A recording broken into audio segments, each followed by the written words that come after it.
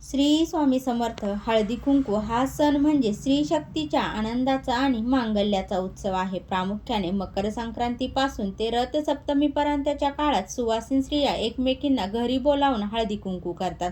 हा सण का साजरा करावा त्याची काही कारणे आहेत, तर तेच मी आज तुम्हाला या व्हिडिओमध्ये सांगणार आहे. त्या अगोदर तुम्ही चॅनलवरती नवीन असाल तर चॅनलला सबस्क्राईब करा, व्हिडिओला लाईक करा आणि कमेंटमध्ये श्री स्वामी समर्थ अवश्य लिहा.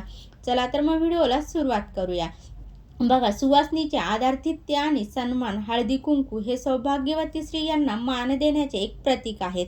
एकमेकींच्या कपाळावर हळद आणि कुंकू लावून त्यांच्यातील सुप्त दैवी शक्तींचा आदर केला जातो. पूर्वीच्या काळी स्त्रियांना घराबाहेर पडून एकमेकींना भेटण्याच्या संधी कमी असत. अशा कार्यक्रमांमुळे स्त्रिया एकत्र येतात, विचारांची देवाणघेवाण करतात आणि मैत्रीचे नाते दृढ होत जात होते. यामुळे समाजातील एकात्मता वाढण्यास मदत होते. वाण देण्याचे महत्त्व म्हणजे हळदी कुंकवाला स्त्रिया एकमेकींना वाण देतात. यामध्ये सहसा उपयुक्त वस्तू, फळे किंवा धान्य दिले जाते. देवाणघेवाण केल्यामुळे एकमेकींमधील अहंभाव कमी होऊन प्रेमाची भावना वाढते. असे मानले जाते की हळदी कुंकू लावल्यामुळे स्त्रियांमधील आदिमाया सक्रिय होते. हळदी ही पृथ्वी तत्वाचे प्रतीक आहे, तर कुंकू हे शक्तीचे प्रतीक आहेत. या विधींमुळे सकारात्मक लहरी निर्माण होतात आणि घरातील वातावरण मांगल्याने भरून जाते. हळदी कुंकू हे विशेषतः मकर संक्रांतीच्या काळात केले जाते, जो सुगीचा काळ असतो. वाण म्हणून हरभरे, ऊस, बोरे, शेंगदाणे आणि तिळगुळ दिले जातात. यातून आपण निसर्गातून मिळणाऱ्या समृद्धीप्रती कृतज्ञता व्यक्त करतो. हळदी कुंकू करण्याची पद्धत म्हणजे सुवासिनींना घरी येण्याचे आमंत्रण दिले जाते. पाहुण्या स्त्रियांचे स्वागत करून त्यांना हळदी कुंकू लावले जाते. अत्तर व गुलाब पाणी, त्यांच्या हाताला अत्तर लावून अंगावरती गुलाब पाणी शिंपडले जाते, जे चैतन्याचे प्रतीक आहे. त्यांना ओटी भरून किंवा एखादी वस्तू देऊन सन्मानित केले जाते. तिळगुळ घ्या, गोड गोड बोला असे म्हणून नात्यातील गोडवा वाढवला जातो. हळदी कुंकू हा कार्यक्रम केवळ एक धार्मिक विधी नसून तो एक आनंददायी सामाजिक सोहळा आहे. हा सोहळा नेटका आणि शिस्तबद्ध कसा करावा, तर बघा, हळदी कुंकू कोणत्या दिवशी करायचे आहेत ते ठरवा. सहसा हळदी कुंकू हे संक्रांतीपासून ते रथसप्तमीपर्यंत केले जाते. तसेच नातेवाईक, शेजारी आणि मैत्रिणींना फोन करून किंवा प्रत्यक्ष भेटून आमंत्रण द्या. हळदी कुंकू, अत्तर, गुलाब पाणी, अक्षदा आणि सुट्टे पैसे आपण हळदी कुंकवासाठी तयारी करायची आहेत. वाण म्हणजे समोरच्या व्यक्तीला प्रेमाने दिलेली भेटवस्तू.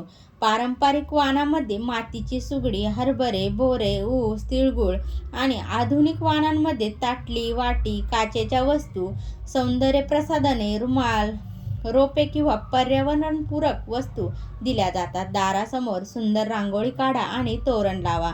आलेल्या सुवासिनींना बसण्यासाठी सोफे किंवा जमिनीवर सतरंजी टाकून बैठक तयार करा. देवापाशी दिवा लावणे म्हणजे लावला तर आपल्या घरामध्ये जे वातावरण आहे तर ते प्रसन्न राहते. आलेल्या सुवासिनींचे हसतमुखाने स्वागत करा. त्यांच्या अंगावर गुलाब पाणी शिंपडा. सुवासिनींच्या हाताच्या पंजावर थोडे अत्तर लावावे, त्यामुळे वातावरण सुगंधी आणि प्रसन्न होते. हळदी कुंकवाची प्रथा ही हळद लावावी आणि नंतर कुंकू लावावे. काही ठिकाणी कपाळावरती अक्षता देखील लावल्या जातात. तर बघा, जर तुम्ही ओटी भरणार असाल तर खण, नारळ आणि तांदळाने ओटी भरावीत. पदराखाली वाण धरून ते सुवासिनीला द्यावे. वाण देताना सौभाग्य अक्षय राहो अशी भावना मनात असावी. शेवटी तिळगुळ देऊन गोड करावे, तोंड गोड करावे. हळदी कुंकवासाठी हलका नाश्ता ठेवण्याची पद्धत देखील आहे. तसेच तुम्ही ओल्या हरभऱ्याची उसळ, दाण्यांची उसळ, एखादा किंवा गोड पदार्थ किंवा चहा, कॉफी आणि बिस्किटे. अनेक जण जेवणाचाही या दिवशी बेत ठेवतात. आलेल्या प्रत्येक स्त्रीचा, मग ती वयाने लहान असो वा मोठी, सारखाच दोघींनाही मान द्यावा. जाताना त्यांना हातावरती तिळगुळ देऊन आपल्याला तिळगुळ घ्या, गोड गोड बोला असे म्हणायला विसरू नका. हळदी कुंकवाच्या कार्यक्रमात वाण देण्याला अत्यंत विशेष असे महत्त्व आहे. वाण म्हणजे केवळ एखादी वस्तू भेट देणे नव्हे, तर तो सन्मान आणि सौभाग्याचा आशीर्वाद मानला जातो. दातृत्वाची आणि त्यागाची भावना. वाण या शब्दाचा मूळ अर्थ वानगी किंवा नमुना असा होतो. आपल्याकडे जे उत्तम आहे ते दुसऱ्याला देण्याची वृत्ती म्हणजे वाण. याद्वारे स्त्रियांमधील अहंकार कमी होऊन दातृत्वाची भावना वाढीस लागते. माझ्याकडे जे आहे ते मी आनंदाने तुला देत आहे. हा निस्वार्थ भाव यात महत्त्वाचा असतो. निसर्गाप्रती कृतज्ञता. संक्रांतीच्या काळात नवीन धान्य आणि फळे येतात. पारंपरिक वाणात प्रामुख्याने काही गोष्टी असतात, त्या म्हणजे हरभरे, बोरे, ऊस, गव्हाच्या ओंब्या हे सर्व नवीन पिकांचे प्रतीक आहेत. तिळगुळ उष्णता देणारे पदार्थ म्हणून हिवाळ्यात याचे महत्त्व असते. हे पदार्थ वाण म्हणून देऊन आपण निसर्गाप्रती कृतज्ञता व्यक्त करतो. निसर्गाने आपल्याला जे भरभरून दिले आहेत ते समाजाला वाटणे हा त्यामागचा एक उद्देश असतो. सौभाग्य, वृद्धी आणि आशीर्वाद. धार्मिक समजुतीनुसार सुवासिनी स्त्रिया या साक्षात महालक्ष्मीचे रूप मानल्या जातात. त्यांना वाण दिल्याने घरामध्ये लक्ष्मीचा वास राहतो आणि कुटुंबातील सदस्यांचे आरोग्य व सौभाग्य देखील टिकून राहते, अशी श्रद्धा आहे. वाण घेणारी आणि देणारी अशा दोन्ही स्त्रिया एकमेकींना अखंड सौभाग्यवती भव असा मूक आशीर्वाद देत असतात. आनंदाची देवाणघेवाण. हळदी कुंकवात काहीतरी लुटण्याचीच पद्धत आहे. जेव्हा एखादी स्त्री वाण देते तेव्हा ती आपले सुख आणि आनंद इतरांसोबत वाटून घेते. यामुळे मानवी मनात आनंदाची वृद्धी होते आणि सामाजिक जवळीक वाढते.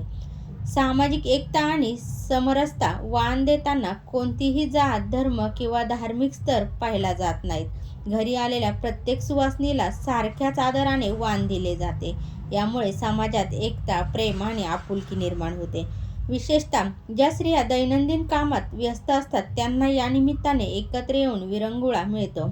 वाण देताना लक्षात घ्यायच्या काही महत्त्वाच्या गोष्टी म्हणजे बघा, पदराखाली वाण घेऊन आपण घेताना सुवासिनीने आपल्या पदराचा आधार घ्यावा, ज्याला ओटी भरणे असे म्हणतात. वाण म्हणून अशी वस्तू निवडावी जी समोरच्या व्यक्तीच्या उपयोगाची असेल, जेणेकरून त्या वस्तूचा अनादर होणार नाहीत, किंवा वाण देताना मनात शुभ आशीर्वाद आणि आदराची भावना असावी. व्हिडिओ आवडल्यास लाईक, शेअर, कमेंट करा. चॅनलवरती नवीन असाल तर चॅनलला सबस्क्राईब करा. श्री स्वामी समर्थ. जय जय स्वामी समर्थ.